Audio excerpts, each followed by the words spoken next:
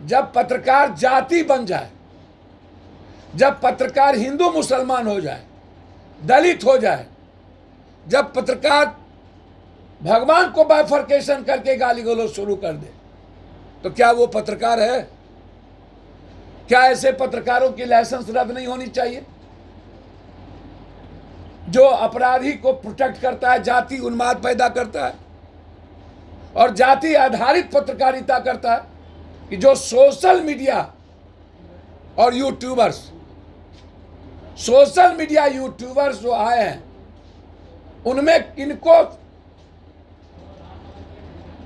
सरकार के दायरे में रह के काम करना चाहिए, किनको एजेंसी लाइसेंस देनी चाहिए या नहीं देनी चाहिए,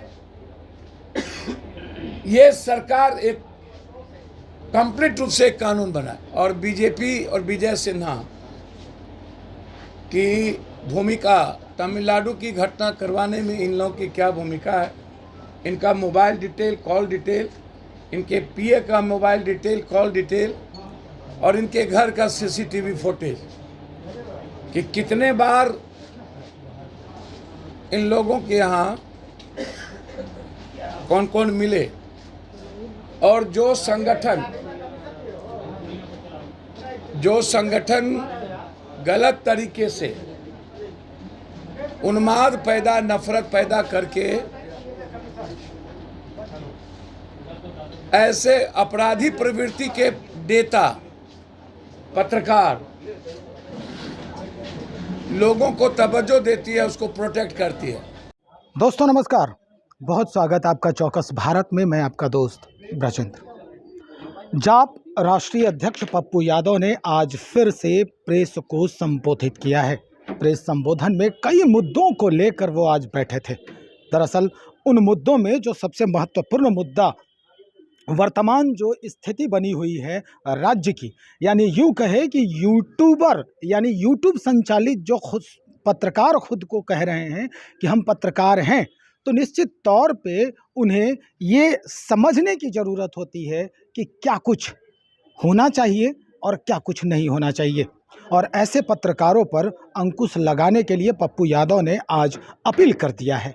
ऐसे पत्रकारों को राज्य के जो पार्टियां हैं, कई ऐसे नेता हैं जिनका संरक्षण भी मिल रहा है, जिस तरह के वो बता रहे थे अभी। चलिए हम पहले सुनते हैं पप्पू यादव क्या कुछ कह रहे हैं, कि क्या संरक्षण कौन किसको दे रहा है और कौन यूट्यूबर दो राज्यों के बीच दीवार खड़ा करने का प्रयास किया था। पहले सुनिए आप। पूरे देश के पत्रकारों का सम्मान शर्मसार से झुका है। पूरे चैनल आज साख गिरी है। लोग किस पर भरोसा करें? पत्रकार ही, जज ही ऐसे बचे हैं जिस पर लोग विश्वास करते हैं। लेकिन सवाल ये उठता है, जब पत्रकार जाति बन जाए, जब पत्रकार हिंदू मुसलमान हो जाए, दलित हो जाए, जब पत्रकार भगवान को बाइफरकेशन करके गाली गलौज शुरू कर दे, तो क्या वो पत्रकार है? क्या ऐसे पत्रकारों की लाइसेंस रद्द नहीं होनी चाहिए? जो अपराधी को प्रोटेक्ट करता है, जाति उन्माद पैदा करता है और जाति आधारित पत्रकारिता करता है। मैं एक कठोर कानून बनाने का मांग करता हूं, कि जो सोशल मीडिया और यूट्यूबर्स जो आए हैं, उनमें किनको सरकार के दायरे में रह के काम करना चाहिए, किनको एजेंसी लाइसेंस देनी चाहिए या नहीं देनी चाहिए, ये सरकार एक कंप्लीट रूप से एक कानून बनाए। क्योंकि यूट्यूबर्स, कुछ यूट्यूबर्स के कारण जो अपराध के पैसे से और पूरे माफियाओं के पैसे से यूट्यूबर और सोशल मीडिया चला रहे हैं, वह समाज के लिए, लोकतंत्र के लिए खतरा बन गया, वो संविधान के लिए चैलेंजेबल बन गया। और बीजेपी और विजय सिन्हा की भूमिका, तमिलनाडु की घटना करवाने में इन लोगों की क्या भूमिका है, इनका मोबाइल डिटेल, कॉल डिटेल, इनके पीए का मोबाइल डिटेल, कॉल डिटेल और इनके घर का सीसीटीवी फुटेज कि कितने बार इन लोगों के यहाँ कौन कौन मिले, और जो संगठन गलत तरीके से उन्माद पैदा, नफरत पैदा करके ऐसे अपराधी प्रवृत्ति के नेता, पत्रकार लोगों को तवज्जो देती है, उसको प्रोटेक्ट करती है, उसका भी पूरा कॉल डिटेल, उसकी पूरी की पूरी जांच मैं चाहता हूं। खास तौर पर तेजस्वी यादव जी से कहूंगा कि वो उनके मंच पर गए थे, तो क्या उनकी जांच पूरी तरह होगी जो आज खून खराबा की बात बिहार में कर रहे हैं, और उसके पीछे पूरा बीजेपी सपोर्ट कर रहा है, पूरी बीजेपी की भूमिका, पूरा इंटायर बीजेपी, लगभग विजय सिन्हा जी की प्रमुख भूमिका नफरत पैदा करने में इन लोगों की बड़ी तैयारी थी, बिहारियों को मरवाने की तैयारी थी बड़े लेवल पे, बहुत बड़े लेवल पे। वो तो समझिए कि उन्माद कुछ ही क्षण में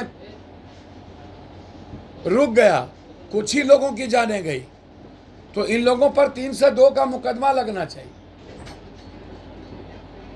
जो लोग इस तरह का उन्माद पैदा किए हैं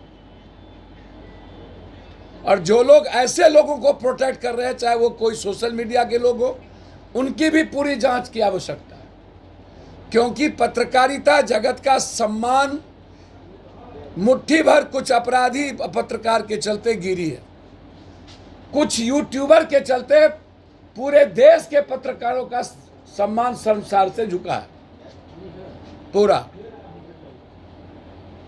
पूरे चैनल आज साख गिरी है। लोग किस पर भरोसा करें?